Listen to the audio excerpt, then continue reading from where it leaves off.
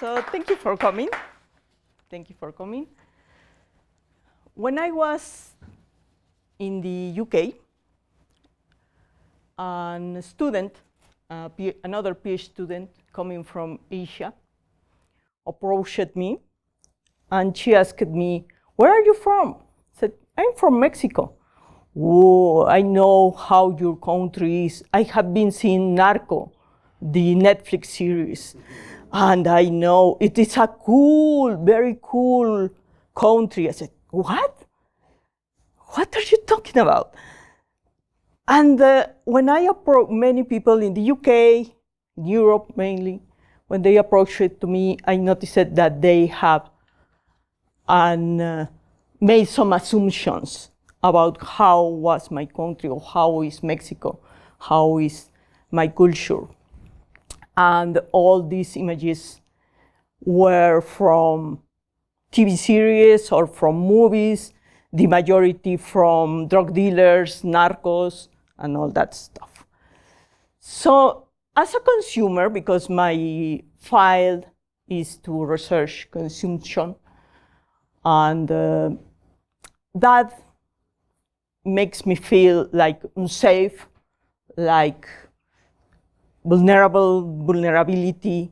And I thought about how immigrants coming from different countries, maybe living in other cultures while going through their multiculturalization or acculturation processes as consumers, how they could feel when they are stereotyped, when somebody make these assumptions about them. That is why I decided to begin to research this, and that is why my title, my original title was about specifically narco series, but then I realized that what I wanted to research was racial and cultural stereotypes.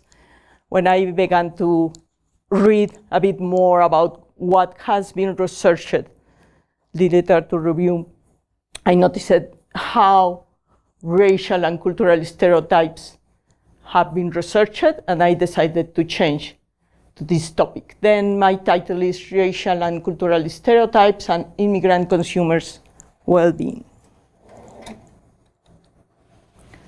So this is my agenda for today. First, I want to show you why I want to research this, my motivation, and an introduction to the topic. Then some definitions and concepts to understand this. The third part is about my approach to research this topic, my philosophical stance. And four, my literature review, what has been researched, some potential research gaps, some potential research methods, and a list of references. So, well, as I have said, I have seen that there are a lot of stereotypes, and not only, of course, I am talking about my experience, but for other immigrants, they are stereotyped in many ways. So besides researching this consumer multiculturation process and acculturation process, I am motivated to research this because of that. And how I have looked at this topic. So I can see that how for those countries, the cultures, the countries in where they have this economic power, where they can impose their culture to other countries, to other cultures, sorry, they exoticize, they look at the other cultures as something exotic, something different. So then you can think in Asian cultures, Chinese cultures, what they eat, who they are as something exotic, something that is different from the Western culture So then that is a way to think about why stereotypes are there. How are immigrants stereotyped? It's not only through media, it's not only through the movies, it's not only through these narco series, Netflix, or any advertising even. It's even through how many people talk about your culture or your racial or your ethnicity. So for example, I bet you are so good at mathematics because you come from India.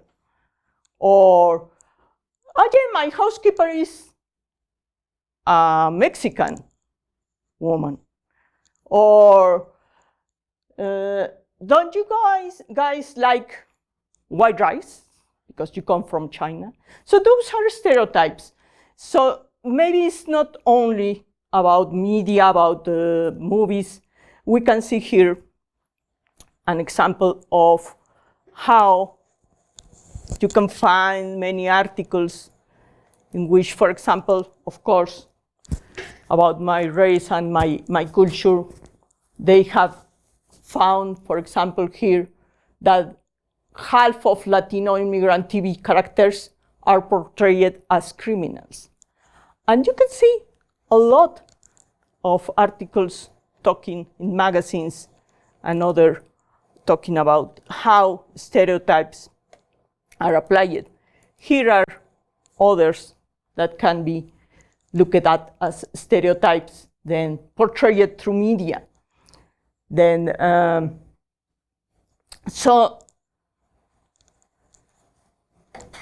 here I have some examples of what I told you about this series.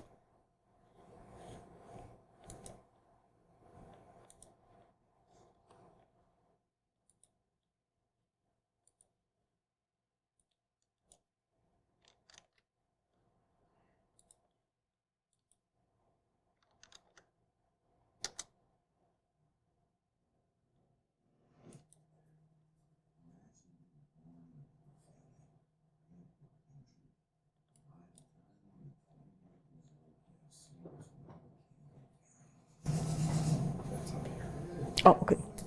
Emilio Escobar Gaviria, haciendo negocios, así que pues fresco. Ustedes ven plata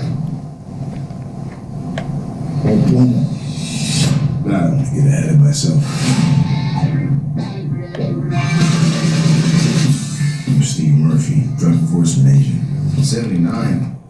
So that's just an example. It was curious because when I was in the UK, my sons were in high school, and many of their friends in high school, when they told them that they were from Mexico, what they reacted, the first image that they have in their head was Pablo Escobar. And Pablo Escobar is from Colombia. It's not even Mexican, but it's because he's a drug dealer. So that is a type of a stereotype as well. There are others there. So then there is these concepts that make that difference between the Western cultures, those that have this economical power that can impose their culture, then Starbucks, then McDonald's, all those that are like global brands or international brands. To make this difference between us and the others, then ethnicities as exoticized market categories, reproducing colonialist boundaries, emphasizing inequalities and Western dominance. And you can see that this has been researched. So there's a neocolonialist ideological system that render and make the others understand themselves as commodified and exoticized. Then you can find Mexican pizza, Mexican food, or in European countries as something that is exotic, that if you are a cosmopolitan citizen of the world, you have to try. If you want to be a global citizen, you have to try them. And of course, marketing have reproduced this. So then there is the production of otherness, as regional brands require suppressed cultural and historical heterogeneity to satisfy,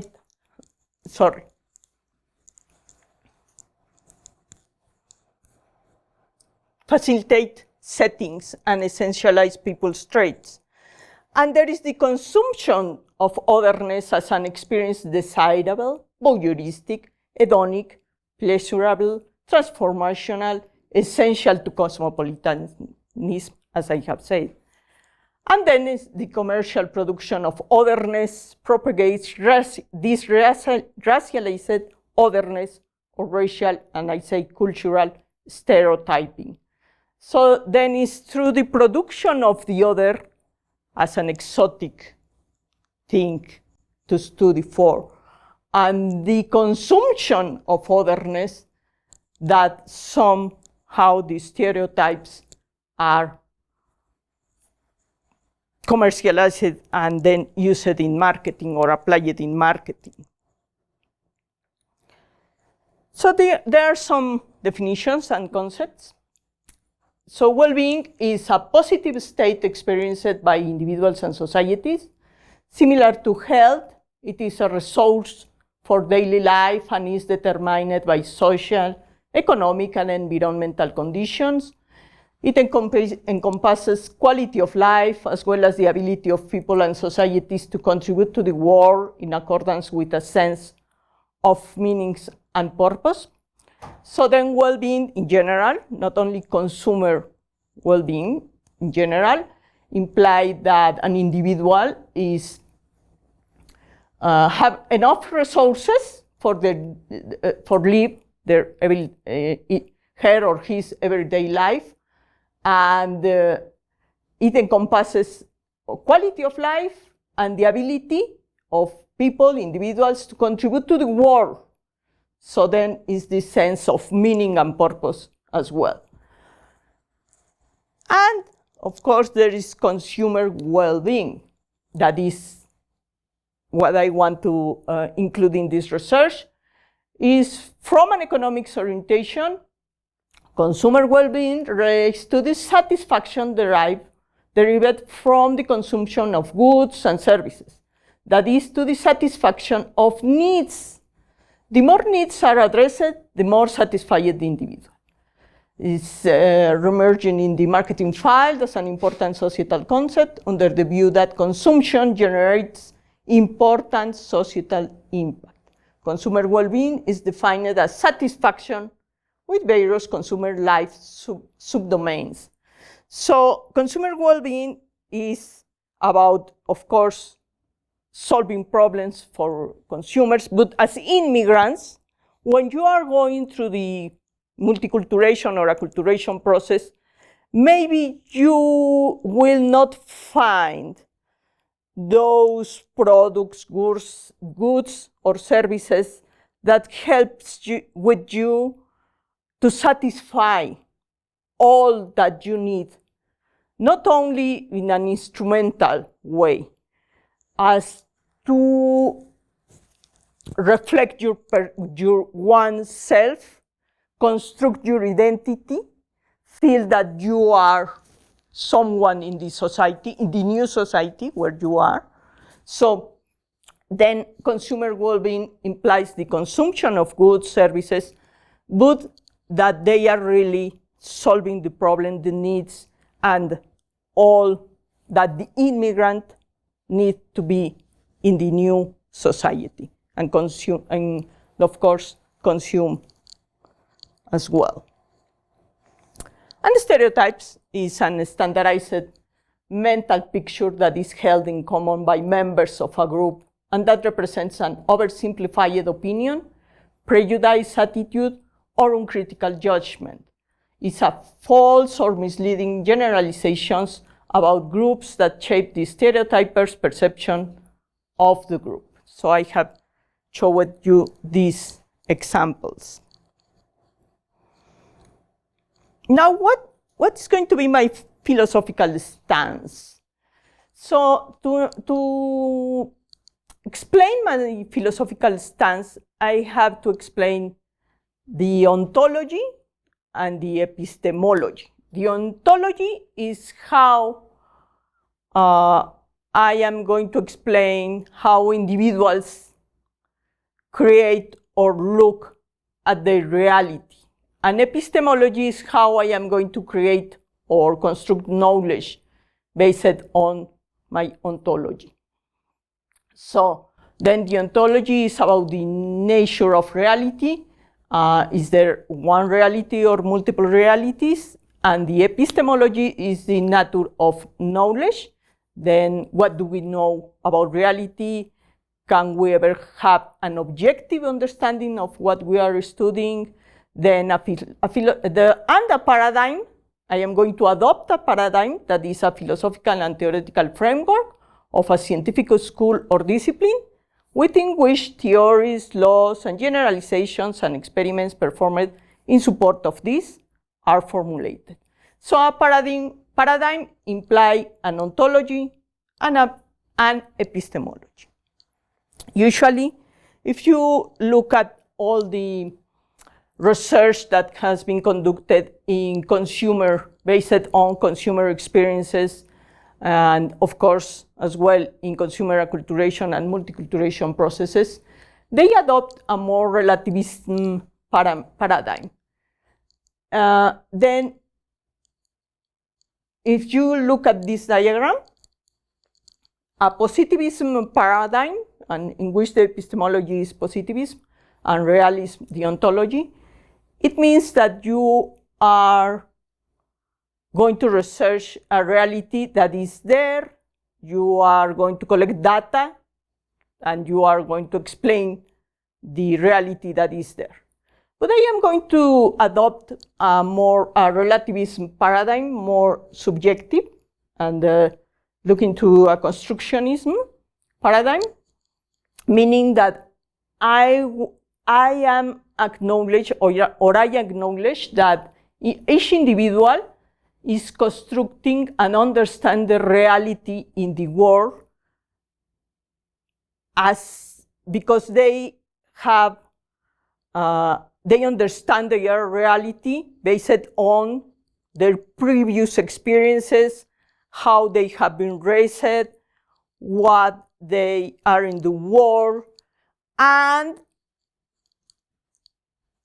so what I acknowledge, my philosophical stance, is based on the understand that each individual understands the reality differently. And that there are others, the society, who shape these experiences. So then, how immigrants consumers assess their experiences is a social phenomenon. So as such, they construct their reality within society, and society shapes consumer experiences. I am going, of course, to try to understand the experiences of consumers when they are stereotyped, when they experience these stereotypes. So experiences must be analyzed in the context in which they are lived. So it's not only acknowledging or acknowledge that immigrant consumers live or construct their reality or assess their experiences as a social phenomenon, not only in their own reality, is because they have a place in the society. So how the others can affect how they live and how they understand their reality. So in consumer behavior, many researchers adopt existential phenomenology as a paradigm. It's a paradigm that seeks to attain a first-person description of experience. Then the study is of the totality of human being in the world, but it includes the context in which they are lived. So then existential phenomenology is anti-objectivist, and thoroughly constructionist, then acknowledging the place of the individual in the world. So I cannot apply a survey to understand consumer experiences. I am not going to collect data through a survey. I need to apply another research methods to understand the experiences of consumers. So then what has been researched is still a work in process. So I am still trying to understand what has been researched in the past. So here are some examples of what has been researched and what they have researched regarding stereotypes and other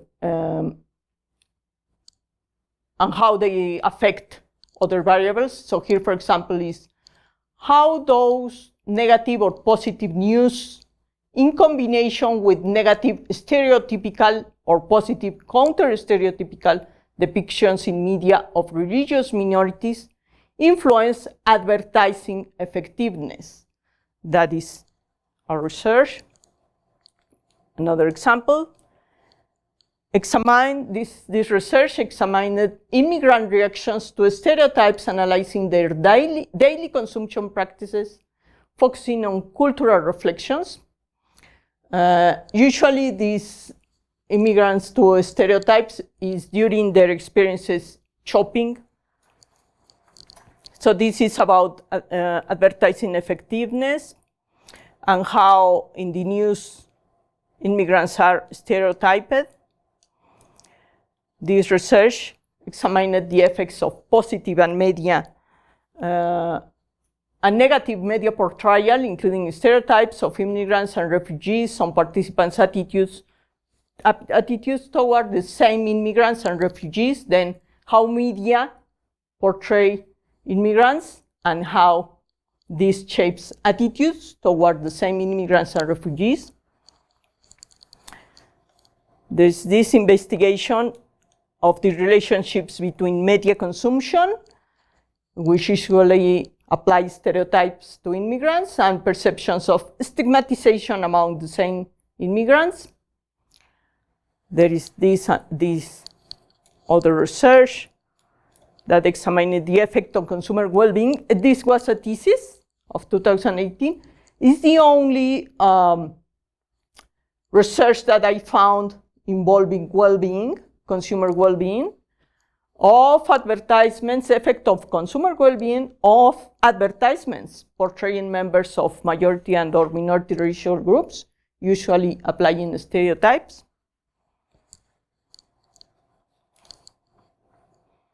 And then these two research, this examines the effects of race stereotyped portrayals and advertising effectiveness among both members and non-members of a group that is stereotyped in an advertisement. So usually, you can see a lot of the research imply advertisement. And this one is implying or is about immigrant and well-being. So that is why I put it here. It's different. Examine how minorities' subjective well-being and materialism are indirectly, through social media usage, and directly related to ethnic identity, acculturation to mainstream society, identification with global consumer culture and cosmopolitanism. One is of Cleveland. So many of these research have been conducted using interviews or focus groups. The one of Cleveland used or applied surveys, so it's different. I am still looking for other articles, academic articles that have researched this, but I have noticed that the majority of them apply stereotypes in media, that is usually advertisements, and they are researching religion or race stereotypes and they are trying to understand how they affect advertising effectiveness or cultural reflection or attitudes or perceptions. One, affecting consumer well-being. Cleveland as well, subjective consumer well-being. So what I can notice is that many of them are trying to understand how media, through advertising or so, affect consumers or immigrants. But I think that the stereotyping, or how immigrants feel stereotype, is not only through media. There are other ways through which you feel stereotyped or that you are being stereotyped. So, yes, I know Cinco de Mayo is very fun, but maybe you as an immigrant, you feel that you have been stereotyped through other sources, not only through media. When somebody, as I showed it at the beginning, when somebody says, oh yes, you are good in this or that, or when you see an image like this, you feel that you are being stereotyped. So there are other sources, not only through media. How other people treat you. So could be there are other ways. So that is why I am saying I am trying to understand the reality of the individual, because it's not the same for everyone. Some people will feel that they feel that are stereotyped when they see an image, when they go to Taco Bell maybe, and others no. So it depends of the individual. So then I think that the research gap is about how the source of the stereotype, that can be, there are a lot of different sources, and I think this is really interesting. The counter stereotype or negative stereotype, this concept is really interesting. I found it in this article. In this article, the research was to see how these images of that offer the stereotypical condition, then maybe this woman using the hijab is a stereotype of cleaning an office, and the white girl is making the office work.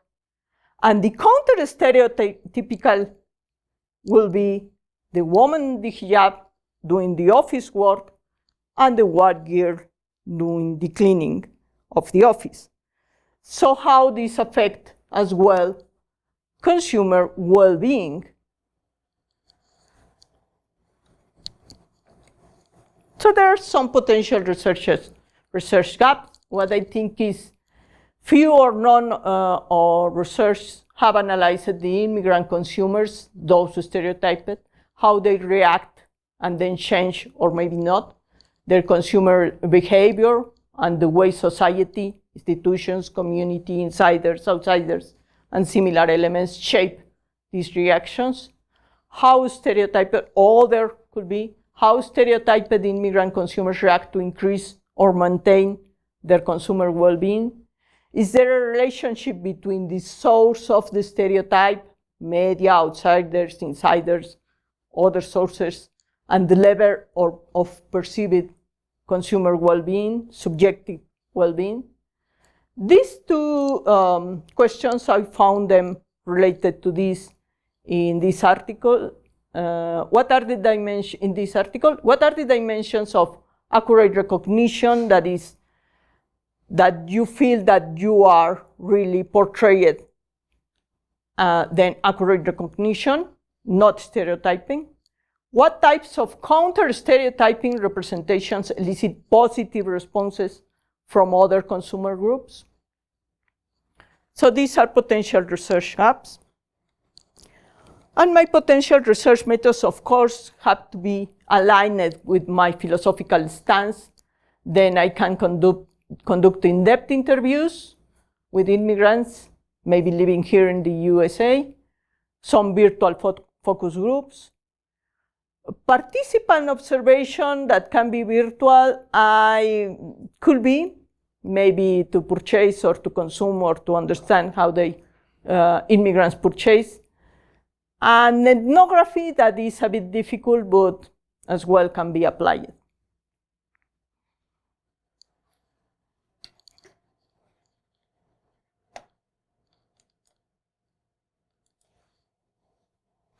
And that's all. These are my references. Thank you. If you have any questions.